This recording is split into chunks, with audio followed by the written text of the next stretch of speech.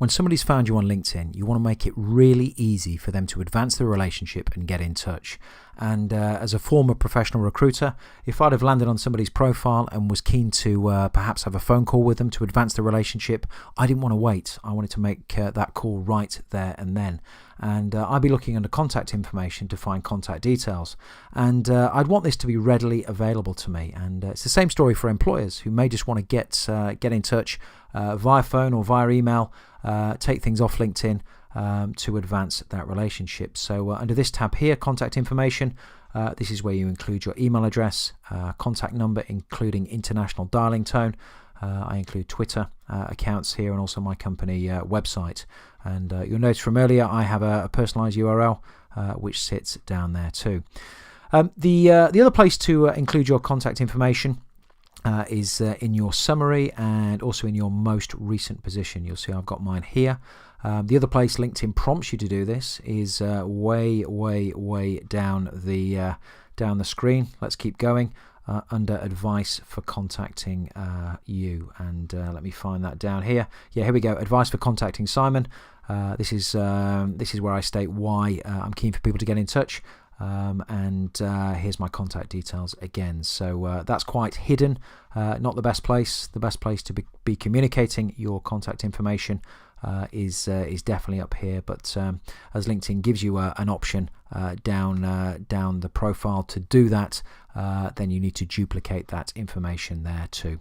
I'm now going to demonstrate 4 ways you can connect to somebody you don't yet know. And remember, as part of your strategy on LinkedIn, if you are an open networker and you're looking to proactively position yourself in the job market, then you're going to have to connect to people you don't know to build your reach and visibility and to create opportunities. So on the screen, I found the profile of Henry Chung, who's the Chief Operating Officer at Hugo Boss. Never met him, no contact with him at all.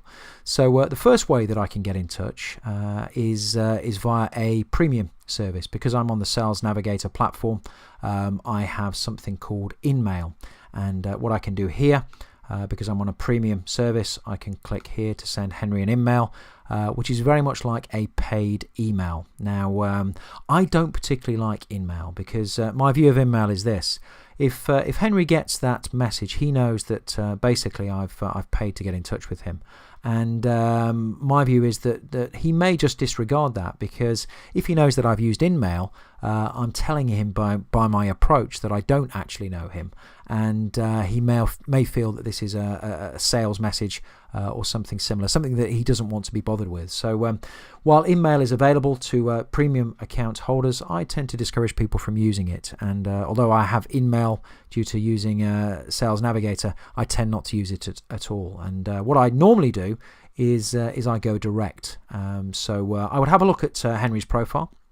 And I would have a look at if there was anything in there that I could use as a reason to get in touch. I would have a look at his recent activity, see if he's commented. No, he hasn't. He's not commented or done too much on the platform. And that's quite common. You won't always find that people are very active on LinkedIn. So, I'm struggling a little bit, but there may be a reason, having researched his organisation, and thinking about my grabber message and call to action. Remember that from the earlier stage and the earlier step in terms of getting in front of decision makers. And of course, I showed you how to craft a cover letter in step 2 that you can use to get in front of decision makers. Well, this is the time that you could potentially use a grabber message call to action, not based on what's on his profile, but perhaps based on the research that you've done on the organisation that he works for. So what I do here, I click connect, and I tend to pick this. I tend to pick we've done business together. Because although we haven't done business together, then I'm hoping that potentially we would. And providing I put in a personal message here so that he knows why I'm connecting, generally I'm okay. And I've been doing this for years now, and rarely have a problem with this. Providing I communicate something of value to him here, and you're limited on text.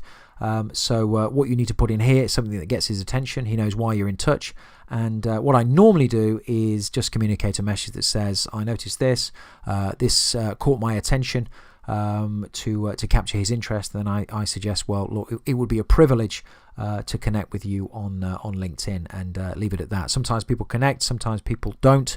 But that doesn't necessarily mean he doesn't want to connect. It just may mean that he doesn't use the platform that often. And I have outstanding connection requests that go way back, and I definitely don't take it personally. It's quite often just because people don't tend to use LinkedIn as much as I use it. So craft a personal message there, and send it off, and wait for that connection back. But it's important you try and communicate some value, spark some interest, grab the attention there, so that they are more likely to connect back with you. So that's the second way that you can do it. Now, the other way you can do it is to scroll down here and have a look at who we have as a connection in common. So we have a lady called Kate Pogson, somebody I know from way back when. You used to be able to ask Kate to introduce you directly on the platform via LinkedIn. That's changed, and it continues to change. So probably the best bet, because we don't know what that relationship necessarily looks like. So as with previous advice I've given, it's always good to check the relationship. I advise this in the interview section of the program for contacts in common. So what I'd probably do is contact Kate. I'd send her a message and say, I'm really keen to reach out to Henry. Do you know him? Is there anything you could tell him? Could you introduce me via email, so I can take it off the platform and ask Kate to introduce me via email? And of course I can guide how she introduces me to be sure to get the best response from Henry. So that's the second way.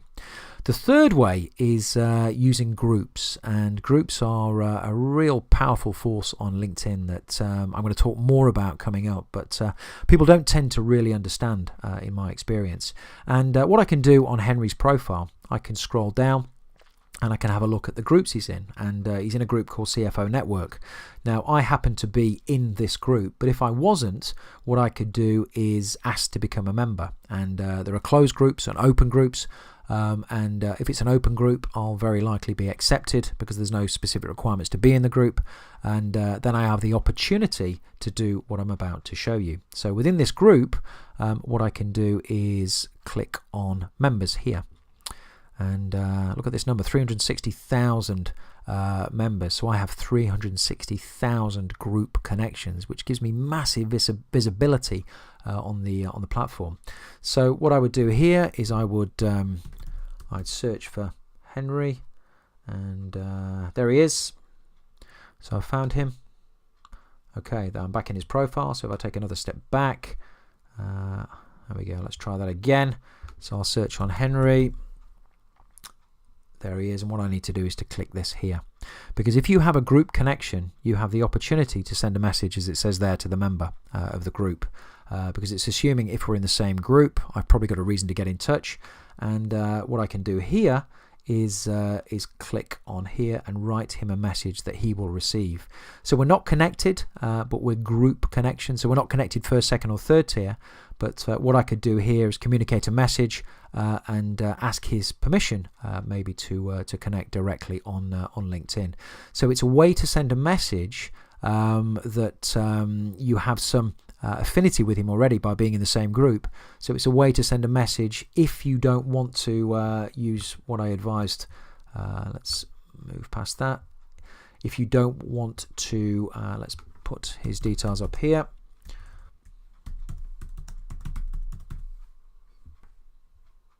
There we go. If you don't want to do what I talked about here, connecting directly and ticking one of these boxes.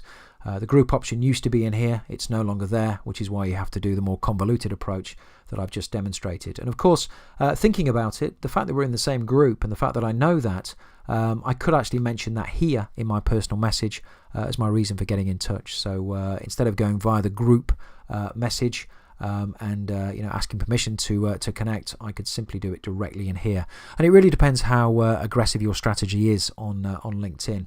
I'm a firm believer that if you use a personal message, if you carefully craft that message and you're professional in your approach, that if people really understand what LinkedIn is all about, the fact it's about connectivity, it's about building relationships, it's about visibility and reach, then generally people are very happy to connect back. And I do this all the time, connect with people that I don't know to build my reach and visibility.